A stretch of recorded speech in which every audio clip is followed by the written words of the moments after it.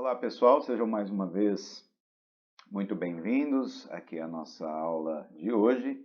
Na aula de hoje nós vamos falar um pouquinho sobre permutações circulares, tá? O que seria aí uma permutação circular, tá? É um problema onde nós temos que organizar N objetos distintos em N lugares que estão igualmente espaçados sobre um círculo, tá?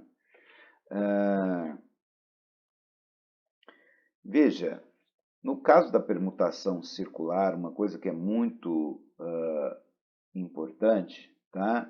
É que na organização, né, circular nós estaremos sempre considerando iguais a sequências de objetos que possam coincidir por rotação.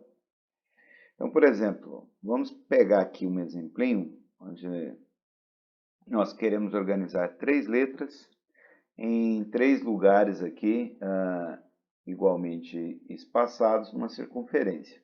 As letras A, B e C são 3 letras distintas.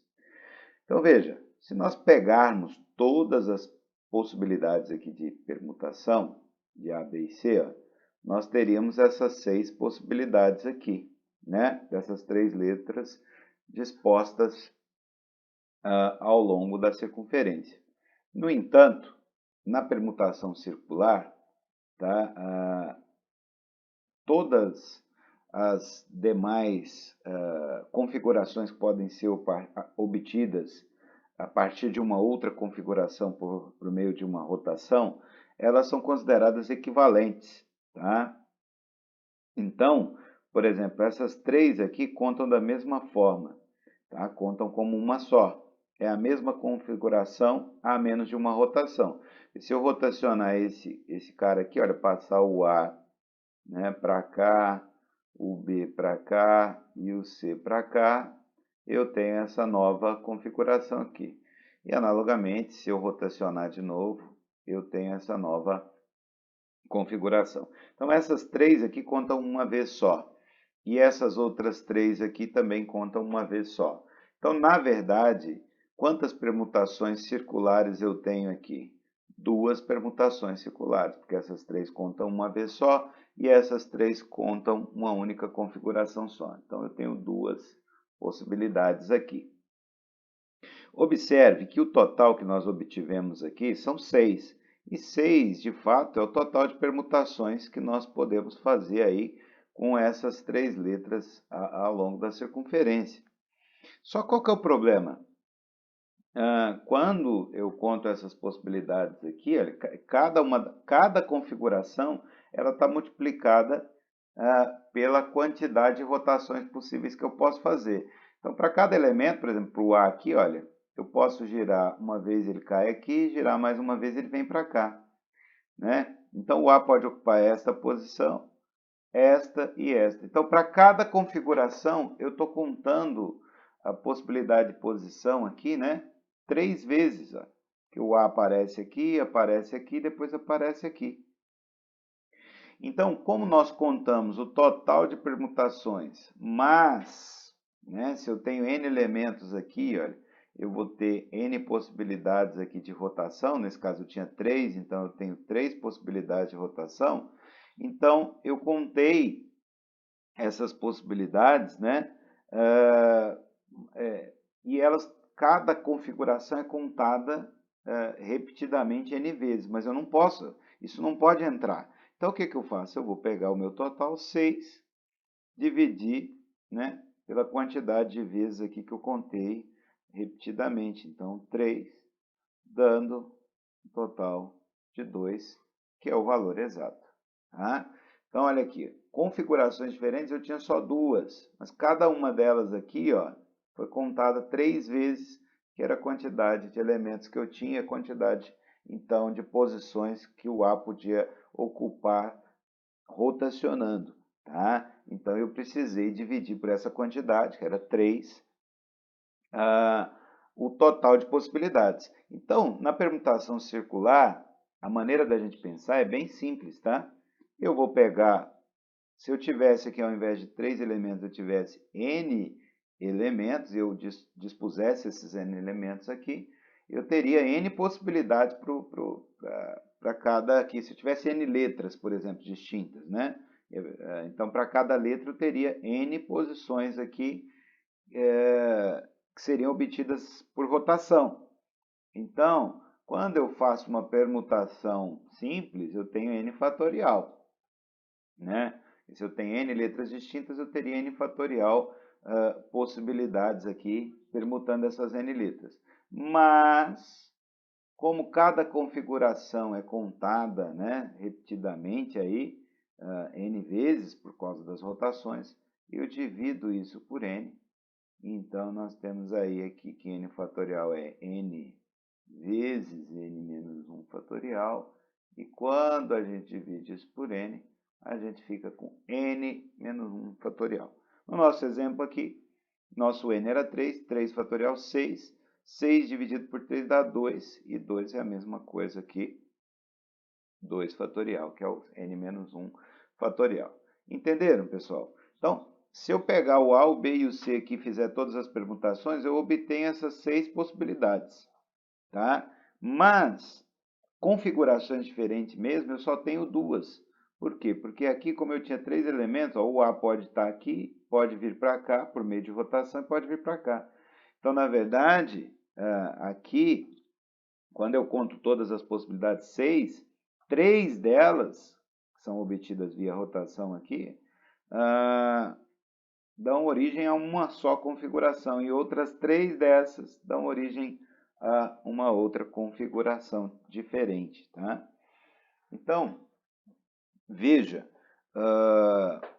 sempre que nós estamos falando de permutação circular, se eu tenho N objetos distintos, quero dispor ele, de quantas maneiras eu posso fazer isso? Tá? Eu posso fazer isso utilizando N menos uma fatorial maneiras. Então, a permutação circular de N objetos dispostos ao longo aí de uma circunferência é N menos 1 fatorial. Tá? Isso faz um certo sentido para nós, porque nós estamos pensando numa disposição circular, muitas vezes uma simples rotação ela não influencia, né? Por exemplo, se você vai pensar numa ordem circular aí para ver quem começa jogando, né? E aí você dispõe isso num sentido, por exemplo, horário. Se você permutar as pessoas que estão ao redor daquela mesa circular ali, via rotação, né? Isso não te dá uma nova configuração. Isso te dá a mesma configuração a menos de uma rotação, tá? Então, a gente tem que contar o total de possibilidades, né? E como para cada configuração eu estou multiplicando por N, no final, para excluir essas rotações equivalentes, a gente divide por N. Então, a gente, né, configurações distintas mesmo, do ponto de vista daquilo que importa quando a gente está pensando numa ordem circular, eu tenho N menos uma fatorial possibilidades aí, tá?